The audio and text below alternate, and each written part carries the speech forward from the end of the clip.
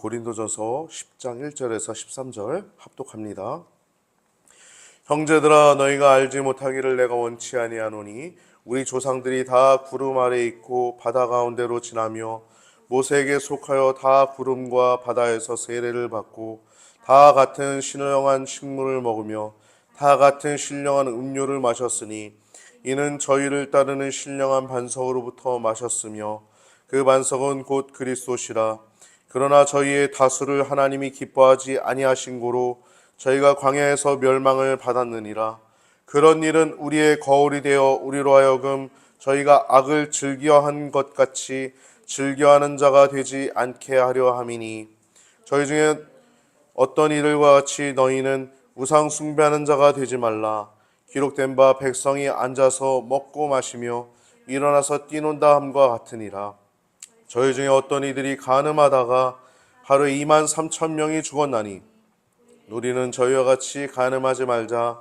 저희 중에 어떤 이들이 주를 시험하다가 뱀에게 멸망하였나니 우리는 저희와 같이 시험하지 말자. 저희 중에 어떤 이들은 원망하다가 멸망시키는 자에게 멸망하였나니 너희는 저희와 같이 원망하지 말라. 저에게 당한 이런 일이 거울이 되고 또한 말세를 만난 우리의 경계로 기록하였느니라. 그런즉 선줄로 생각하는 자는 넘어질까 조심하라. 사람이 감당할 시험밖에는 너희가 당한 것이 없나니 오직 하나님은 믿보사 너희가 감당치 못할 시험당함을 허락지 아니하시고 시험당할 즈음에 또한 피할 길을 내사 너희로 등이 감당하게 하시느니라. 아멘. 오늘 본문을 통해서 나눌 제목은 고린도전서 10장 우상 제물에 대한 답변이라고 한 제목을 가지고 나눌 때 여러분 큰 은혜의 시간 되시길 주님의 이름으로 축복합니다. 오늘 본문은 우상 제물을 금하라는 거예요. 이것은 크게 두 가지가 있었죠. 시장에서 파는 거를 우상 제물이 될 수도 있고, 다 뭐 그냥 먹을 수 있는 산지에서 온 게 아니라 우상에게 바쳤다가 시장에 내놓는 경우가 있었던 거예요. 근데 그런 거 먹어도 된다는 겁니다. 모르고 먹는 거. 뭐 시장에 그게 아닌지 긴지 모르잖아요. 근데 이런 경우 식탁에 와서 밥을 먹는데, 누구네 집에 초대받아서 먹는데, 예? 이거는 우상에게 드려졌던 제물이야 라고 얘기할 경우에 먹지 말라는 거예요. 그래서 우리가 예수 믿는 사람들이 아직 제사 드리는 가정이 있으면 그거 안 먹죠. 똑같은 겁니다. 오늘은 이제 8장과 9장에 이어서 우상 제물, 음식에 대하여 삼가라는 말씀 부분입니다. 이 8장은 믿음이 약한 형제를 생각해서 우상 제물 먹지 말라는 거예요. 믿음 강하면 막 먹어도 되겠네? 그렇게 생각할 수 있는 거예요. 그리고 9장은 이제 바울이 사역자로서의 이제 자기의 권리, 말씀 이제 선포하는 말씀 사역자잖아요. 그러면 복음을 전하다가 여행하면서 얼마나 많은 돈도 필요하고 또 사역하면서 또 필요하겠습니까? 근데 사례비 받을 걸 권리를 포기하고 자기가 직접 일하는 거예요. 스스로 일하면서 생계비를 마련했다라고 얘기를 하는 겁니다. 왜? 오직 복음을 위해서. 복음을 위해서. 어떤 음식이든지 먹을 권리 포기하는 거? 야, 그 정도는 당연한 거 아니야? 난 사례비까지 포기해. 왜? 주의 복음을 위해서 라는 겁니다. 제가 우스운 걸 하나 봤어요. 제가 취미생활 하나 갖고 있는 게 있는데, 취미생활 하는 중에 청년들이 이렇게 대화하는 걸 들었어요. 한 학생이 신학생인가 봐요. 근데 어떤 다른 청년이, 야, 신학생은, 아니, 야, 전도사는 술 먹어도 돼. 그러니까 얘가 뭐라고 대답하냐면, 먹어도 돼. 취하지만 않으면 돼. 그러더라고요.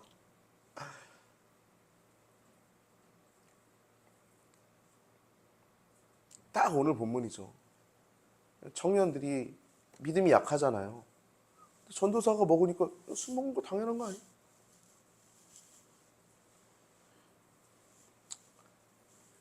전도사 정도 되면 나 안 먹어. 그럼 몰래 먹던지. 이게 믿음이 강한 자라는 거예요. 이해되세요? 오히려.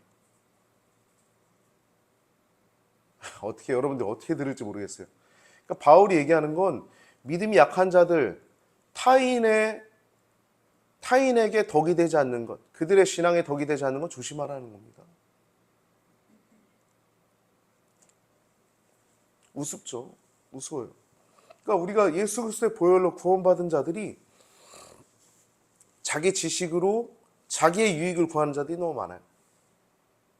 나의 유익, 내가 술 좀 더, 죄송해요, 처먹으려고. 예?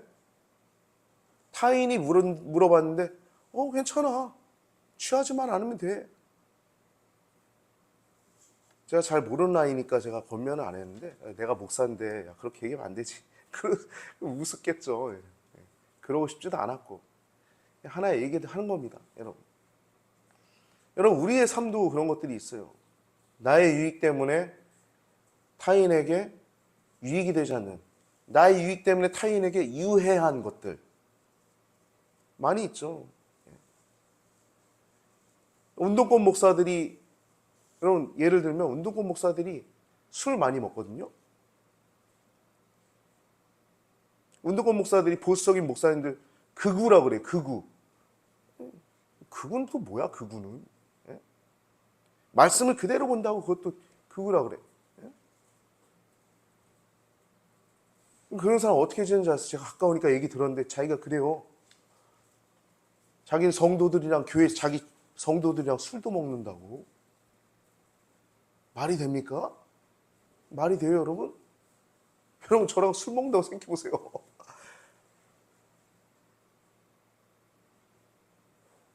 모든 근원은 성경에서 왔어요. 성경을 제대로 안 보니까 자기 멋대로 생각하는 거예요. 자기 멋대로. 은혜 받은 자가, 구원받은 자가 내가 권리 포기하는 거 당연한 거 아닙니까?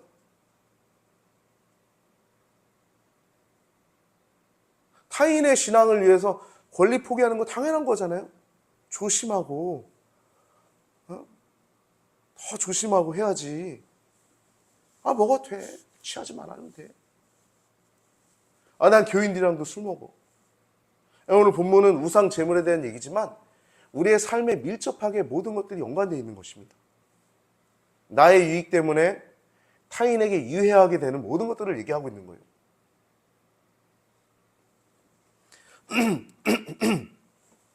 오늘 본문은 세 부분으로 나눌 수 있는데, 첫 번째 1절부터 13절은 이스라엘의 불순종에 대한 얘기입니다. 광야에서 23,000명이 죽었다. 이 바알볼에 부속됐을 때, 모압 여인과 음행 저질렀을 때, 비나스가 탁 칼로 죽일 때, 그때 연병이 죽어가고 있던 사람들이 막 죽어가는데, 그때 찔러 안 죽였으면 23,000명이 아니라 10만 명, 100만 명까지 죽을 수도 있었던 거예요. 23,000명이 죽었어요. 음행 때문에. 우상 숭배하고 음행했을 때. 이스라엘이 불순종했을 때 그렇게 됐다는 거예요. 그러면 우리도 세례 받았잖아요. 우리 성찬 하잖아요. 그러면 이스라엘도 택한 백성이고 애굽에서 세례받고 애굽에서 나와서 홍해에서 세례받고 주의 성찬을 먹은 거랑 똑같은 거거든요. 그렇게 택한 받았는데 우상 제물 먹는 거, 우상 숭배하고 여인과 음행하는 거 하나님이 좋게 봤냐? 아니요. 다 죽여버렸다는 거예요. 연병으로 죽여버렸다는 거예요. 오히려 그 음행하고 있던 그 남녀를 창으로 죽였을 때 연병이 멈췄다는 거예요. 정확한 계시 아닙니까? 하나님 잘못됐다고 말씀하시는. 1절부터 13절까지는 그렇게 우리 조상들이, 이스라엘이 그렇게 범죄했다가 하나님의 진노에 의해서 죽었다는 내용이 1절부터 13절 내용이고, 14절부터 22절은 우상 제물을 먹는 것, 이 음식을 먹는 것이 잘못됐다는 것을 지적하고 피하라는 것입니다. 그래서 주의 성찬 얘기가 나오고, 주의 식탁과 우상의 식탁을 함께 겸할 수 없다는 내용들이 나오고 있습니다.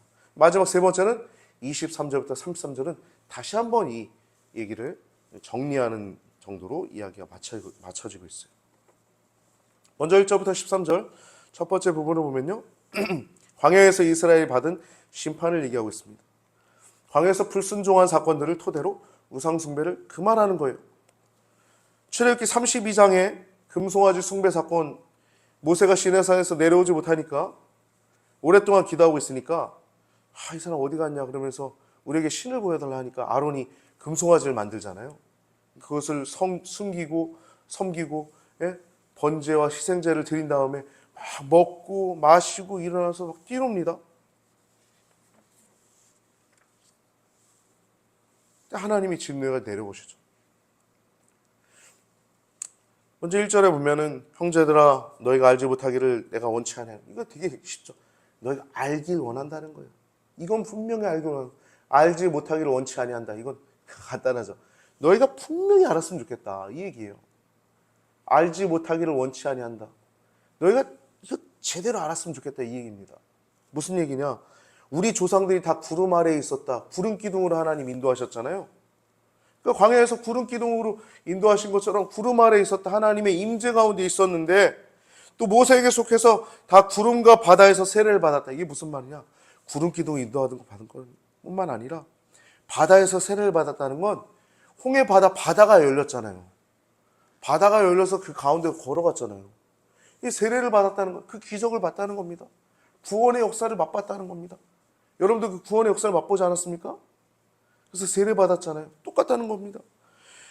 구름과 바다에서 세례를 받고 다 같은 신령한 식물을 먹었다. 만나 얘기하는 겁니다. 다 같은 신령한 음료를 마셨다. 반석에서 물이 나왔죠. 예수님이라는 거예요. 신령한 반석으로부터 마셨으니 이 반석은 곧 그리스도 예수시니라. 너희가 예수님으로 말미암아 구원받았지 않았냐 이 얘기하는 거예요. 5절에 보면 저희의 다수를 기뻐하지 않았다는 거예요. 여러분 다수가 다 이렇게 간다고 그게 꼭 옳지는 않습니다. 오히려 믿음의 사람들은 적을 수 있어요. 저희의 다수를 하나님이 기뻐하시지 아니한 거로 저희가 광야에서 멸망을 받았느니라 라고 얘기했어요. 그래서 이것이 우리의 거울이 된다. 거울이라는 단어가 2번 나옵니다. 6절하고 11절 거울이 된다는 거예요. 우리들도 조심하라는 것입니다. 우리들도 멸망당할까 조심하라는 거예요. 여러분 구원은요 우리의 확신도 있지만 확신으로 구원받는 게 아닙니다. 확신 안에 두렵고 떨림도 같이 있어야 되는 거예요. 친구가 술 먹어도 돼? 예를 들어 그러면 안 되지. 그렇게 얘기하지. 저는요 청년회장 할 때 우리 동기 클럽 회장이 라고 얘기하면 다 아는데 제 설교를 듣는 우리 클럽 회장은 다 알 텐데 반이 클럽들은 다 알 텐데 회장이 그러는 거예요. 우리 클럽 모여서 다 같이 이렇게 클럽 모임 하는데 술 먹자는 거예요. 야 그러지 말자. 제가 그랬어요. 야 그러지 말자. 이 모임은 그 모임이 아니야. 사적인 모임 아니야. 그러지 마. 그래서 막았거든요 제가. 그래 안 먹었어요. 그럼 믿음의 사람들이 필요합니다. 믿음의 사람들이. 어디 신앙을 가진 사람이 믿음이 약한 사람들한테 그렇게 얘기를 합니까? 지식을 가지고 얘기하는 거, 양심을 가지고 얘기하죠. 신앙의 양심. 타인의 양심이 저촉을 받을까 봐. 내가 말한 양심은 너희의 것이 아니오. 29절에 나오죠. 남의 것이니 너 양심이 중요한 게 아니라 타인의 양심이 그들의 신앙이 유해할 경우에 조심하라는 거예요.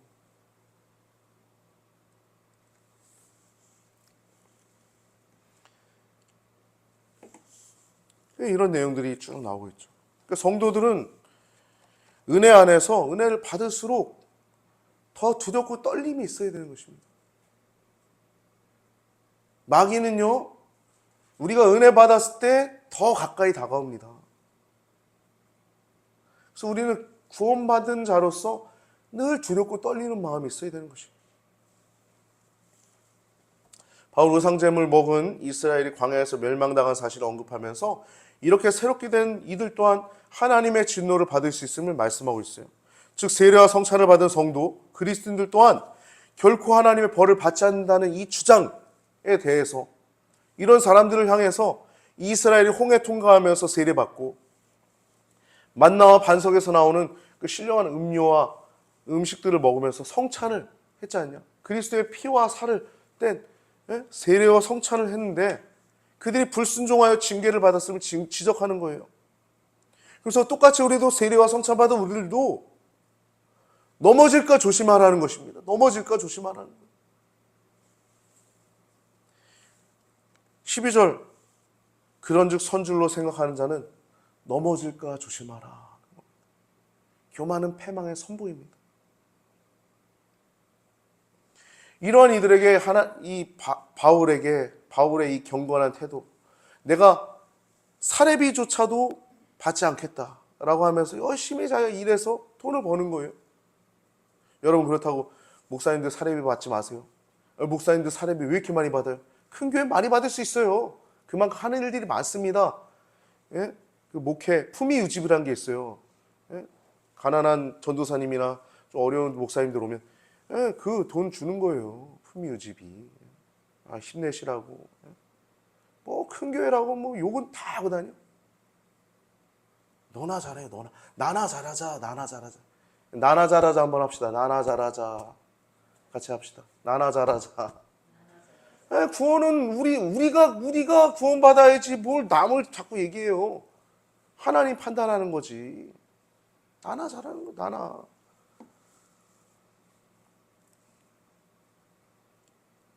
바울의 이러한 경건한 태도는 성도들에게 좋은 본보기가 됐던 것입니다. 성도들에게. 9장 27절 앞에 부분을 보면 내가 내 몸을 쳐 복종하게 하면 내가 남에게 전파한 후에 자기가 도리어 버림이 될까 두려워함이로다. 그러니까 이렇게 내가 몸을 쳐서 복종한다는 거예요. 몸을 쳐서 복종한다는 거예요. 왜? 내가 버림받을까 두려워. 이거 여러분 구원 못 받을까 봐가 아닙니다. 이 얘기는. 이 땅에 사는 동안 실패해서 영생을 못 누리는 멸망이거든요. 그것도. 영생이 아니면 멸망인 거예요. 여러분 우리가 주의 복음을 쫓아 말씀 쫓아 살아갈 때 영생인 거지 구원받았다고 내 멋대로 살면 영생을 못 누리는 겁니다. 멸망도 있는 거 우리 삶 가운데 비참함도 있는 그게 심해지면 비참해집니다. 사람이. 여러분 사람은요 꽉 찬 게 나타나는 거예요. 여러분 기도하라는 얘기도 우리가 성령 충만해야 주님의 뜻대로 살아갈 수 있는 것이지 우리는 우리의 모습 전체가 있는 모습 그대로 안 나타날 게 하나도 없어요. 가려진 게 없다니까요. 여러분 안 보이는 것 같죠? 다 보입니다. 삶이. 사람들이 못 보는 것 같죠? 다 나타나요. 왜? 우리의 모습 그대로 나타나기 때문에 그래요. 우리가 살아온 모습 그대로 사람들에게 보여지는 거예요. 여러분 선을 행하시기 바랍니다. 주님을 쫓아 살아가시기 바랍니다. 할렐루야. 좋은 본보기가 되는 것. 그리고 그것이 내게 가장 행복한 것이죠. 내가 겸손하려고 해도 내가 성령 충만한 건 나타나기 마련인 거예요. 더 가리려고 애써도 충만하기 때문에 나타나는 겁니다. 세상 가운데 드러나는 거예요.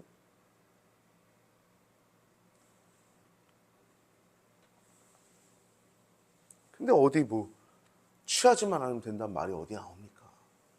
말도 안 되는 거죠. 취하지만 않으면 되니까 어디 신학생이.